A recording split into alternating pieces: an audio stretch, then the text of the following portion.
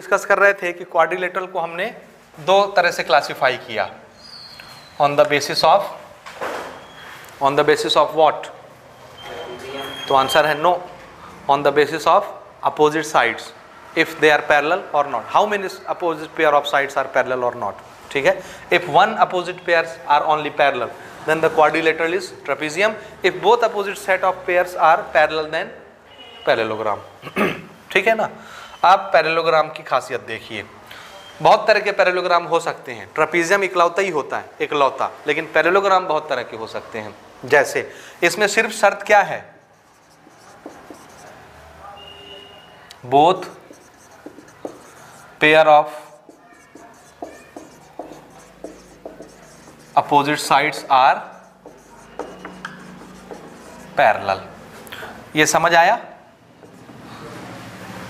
Parallelogram के लिए condition क्या है, दोनों अपोजिट पेयर क्या होने चाहिए, क्या होने चाहिए, पैरेलल।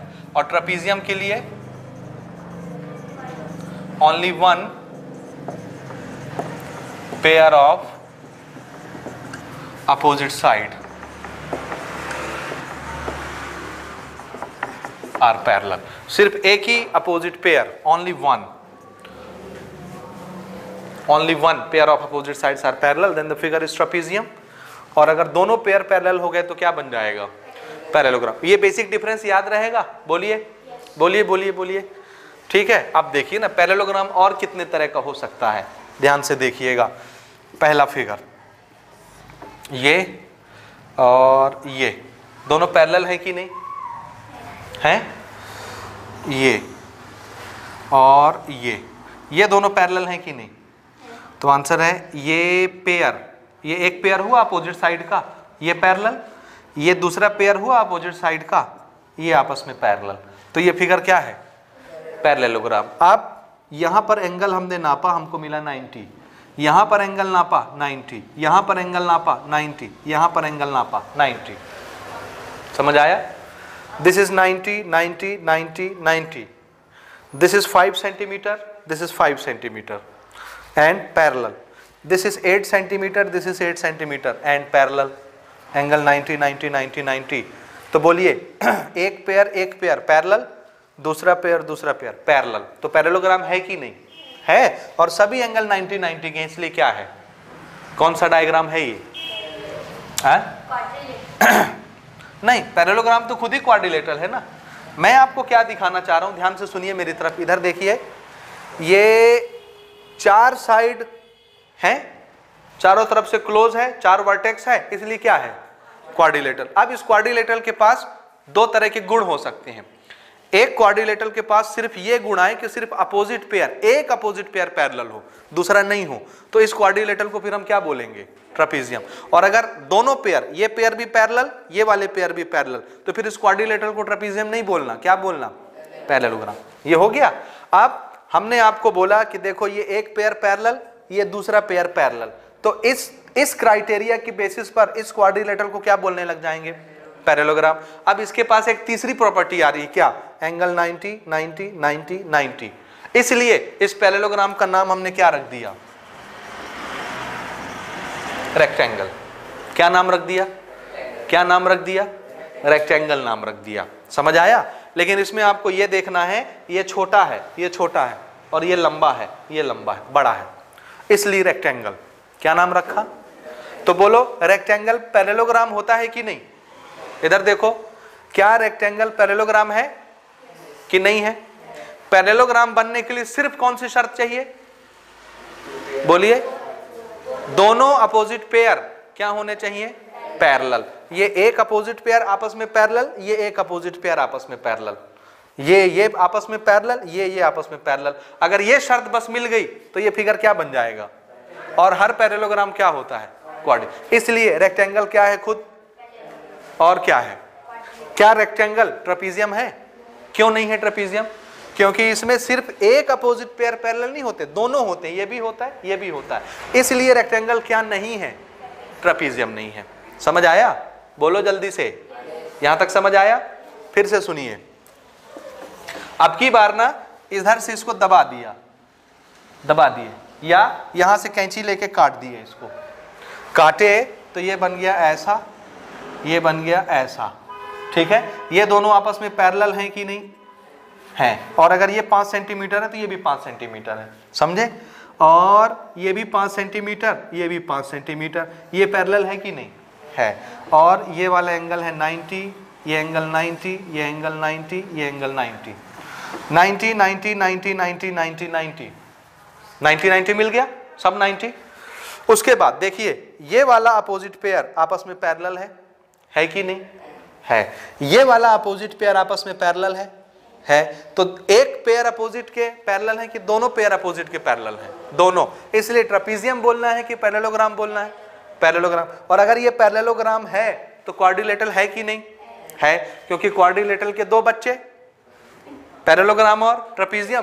क्यों दो? दोनों के पास अलग अलग गुण हैं। एक pair of opposite side parallel तो उस बच्चे का नाम ट्रेपीजियम, दोनों pair of opposite side are parallel तो उस बच्चे का नाम पैरेललोग्राम। अब अगर उस बच्चे के पास एंगल भी 90 90 90 बन जाए तो फिर इसके बच्चे का नाम क्या, रेक्टेंगल। और रेक्टेंगल में ये आपस में बराबर नहीं है, ये और ये बराबर हैं, ये और ये बराबर हैं, इसलिए नाम रेक्टेंगल। और अगर सभी एंगल 90 जैसे इसमें थे, इसमें भी सभी एंगल 90, ये और ये पैरेलल, ये और ये पैरेलल, लेकिन ये जितना बड़ा ये भी उतना ही बड़ा, ये भी उतना ही बड़ा, ये भी उतना ही बड़ा, कोई भेदभाव नहीं साइड में, तो इस पैरेललोग्राम का नाम क्या, स्क्वायर। समझे कि नहीं। तो रेक्टेंगल पैरेललोग्राम होता है कि नहीं होता, बोलो जल्दी जोर से। इधर देखो, रेक्टेंगल पैरेललोग्राम होता है कि नहीं होता, होता है। क्यों? याद रखिए पैरेललोग्राम बनने के लिए सिर्फ कौन सी शर्त चाहिए, दोनों अपोजिट पेयर कैसे होने चाहिए, पैरेलल, तो वो पैरेललोग्राम बन जाएगा। एंगल से कोई लेना देना नहीं है, समझ में आया। एंगल तो एक्स्ट्रा गुण आ रहा है उसके पास ना, एक्स्ट्रा प्रॉपर्टी आ रही है, उस एक्स्ट्रा प्रॉपर्टी की वजह से इसका नाम क्या, रेक्टेंगल। अदरवाइज ये है क्या, पैरेललोग्राम। समझे। इसमें देखो ये वाला पेयर पैरेलल, ये वाला पेयर पैरेलल, तो ये है कौन, दोनों पेयर अपोजिट के पैरेलल हो गए तो पैरेललोग्राम है। लेकिन एंगल 90 90 गुण है, लेकिन आपस में और क्या है, एक एक्स्ट्रा पॉइंट और क्या मिल गया इसको, सभी साइड भी आपस में बराबर हैं, तो ये पैरेललोग्राम क्या, स्क्वायर। समझ आया। फिर से एक और शेप देखिए, ये स्क्वायर मिला, हमने ना ये इसको ऐसे पकड़ लिया नीचे से और ऊपर से पकड़ के धक्का मार दिया। धक्का मारेंगे तो ये आगे, यहां से ये आगे खिसक पाएगा क्या, पकड़े हैं नहीं, लेकिन धक्का मारोगे तो ये ऐसे टेढ़ा हो जाएगा कि नहीं, नहीं समझे कि नहीं। मेरे पास अब कोई चीज है नहीं, मैं आपको दिखाता। ऐसे इसको पकड़े ऐसे, और यहां से इसको पकड़ के ऐसे धक्का मार दिए तो नीचे वाला तो हिलेगा डुलेगा नहीं, सिर्फ क्या होगा, ये वाली लाइन और ये वाली लाइन क्या होगी, टेढ़ी हो जाएगी, दबाने से हो जाएगी। तो ये बेस इतना ही बड़ा था 5 सेंटीमीटर का, और ये वाली लाइन जो ऐसे आई थी, ऐसे ये लाइन ऐसी टेढ़ी हो गई फोर्स लगाने की वजह से। समझ में आया। ये लाइन टेढ़ी हुई, ये भी 5 सेंटीमीटर का, जितना बड़ा ये उतना बड़ा ये, लेंथ तो नहीं छोटी बड़ी होगी लेकिन टेढ़ी हो जाएगी। हमने धक्का मारा, ये 5 ये 5 ये 5, तो ये वाला 5 भी ऐसे टेढ़ा हो गया। अगर धक्का मारने से टेढ़ा हो गया तो ये एंगल क्या 90 का बचा, नहीं बचा। ये एंगल क्या 90 का बचा, नहीं बचा। एंगल गड़बड़ा गया, बिगड़ गया। समझ आया। लेकिन इसके साइड जो 5 सेंटीमीटर के थे वो अभी भी कितने के रहेंगे, 5 समझ आया। तो साइड का लेंथ अभी भी बराबर है, हमने सिर्फ धक्का मार के क्या बिगाड़ दिया है, एंगल। तो ये स्क्वायर था, इसका बिगड़ा हुआ रूप ये है। बिगड़े हुए रूप को बोलते हैं डिस्टॉर्टेड फॉर्म, डिस्टॉर्ट कर देना, डिस्टॉर्टेड। समझ आया। सो स्क्वायर का बिगड़ा हुआ रूप ये है, हमने इस रूप का नाम रख दिया रोम्बस। क्या नाम रखा, रोम्बस। तो रोम्बस किसका बिगड़ा हुआ रूप होता है, स्क्वायर का। स्क्वायर में और रोम्बस में सिर्फ किस चीज का डिफरेंस होता है, स्क्वायर में सभी एंगल कितने के, 90 90 के, और रोम्बस में वो नहीं मिलता, 90 90 का कुछ और हो जाता है। लेकिन स्क्वायर के साइड आपस में बराबर होते हैं तो रोम्बस के साइड भी आपस में बराबर, क्योंकि ये बेसिकली है क्या, स्क्वायर। इसको पकड़ के ऐसे सीधा कर देंगे तो फिर से ना ये बन जाएगा स्क्वायर, एंगल 90 90 के हो जाएंगे, सभी साइड आपस में बराबर। तो ये दोनों अपोजिट पेयर पैरेलल हुए कि नहीं हुए, ये दोनों अपोजिट पेयर पैरेलल हुए कि नहीं हुए। तो दोनों pair of opposite side parallel हैं, इसलिए क्या है ये रोम्बस भी क्या होता है, पैरेललोग्राम होता है कि नहीं, बोलिए जल्दी से। होता है। So this is also parallelogram. समझ आया? फिर से रोम्बस किसका बिगड़ा हुआ रूप है? स्क्वायर का। स्क्वायर को पकड़ के ढकेल दो तो क्या बन जाएगा? रोम्बस। रोम्बस को पकड़ के सीधा कर दो तो क्या बन जाएगा? स्क्वायर। समझ आया? फिर से बताइए, क्या स्क्वायर पैरेललोग्राम है? क्या रोम्बस पैरेललोग्राम है? क्या रेक्टेंगल पैरेललोग्राम है? क्या हर स्क्वायर रेक्टेंगल होता है? बोलिए, क्या हर स्क्वायर रेक्टेंगल होता है? क्या हर रेक्टेंगल स्क्वायर होता है? क्या हर रेक्टेंगल पैरेललोग्राम होता है? क्या हर स्क्वायर पैरेललोग्राम होता है? क्या हर पैरेललोग्राम स्क्वायर होता है?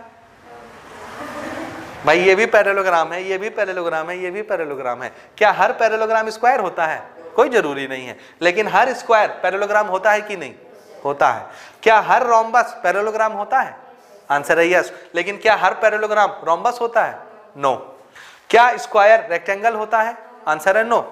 लेकिन रेक्टेंगल से मिलता जुलता है कि नहीं? कौन सा उसकी प्रॉपर्टी मिलती है? एंगल वाली।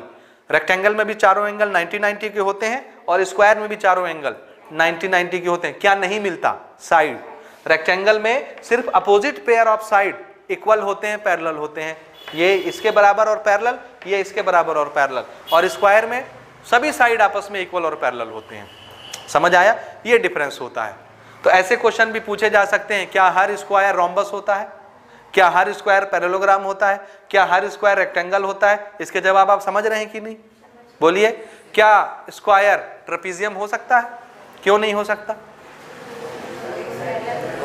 बोलिए। ट्रेपेजियम में सिर्फ, बोलो बोलो बोलो मेरे बच्चों, ये आपस में पैरेलल नहीं है। समझ आया? दूसरी चीज, सिर्फ पैरेलल होता है, इक्वल नहीं होता लेंथ में। सिर्फ एक पेयर अपोजिट साइड का पैरेलल होता है, सिर्फ पैरेलल, लेंथ में बराबर नहीं होता। ना ये इसके लेंथ के बराबर या पैरेलल, ये सिर्फ पैरेलल होगा, लेंथ में बराबर नहीं होगा। समझ आया? इसलिए इसको ट्रेपेजियम बोलेंगे। और पैरेललोग्राम की कंडीशंस दिख रही हैं। तो इस चैप्टर में हमको सिर्फ ये पढ़ना है। क्वाड्रिलेटरल हम पढ़ रहे हैं, चैप्टर का नाम क्या है? क्वाड्रिलेटरल। लेकिन क्वाड्रिलेटरल में हमको किसके बारे में पढ़ना है?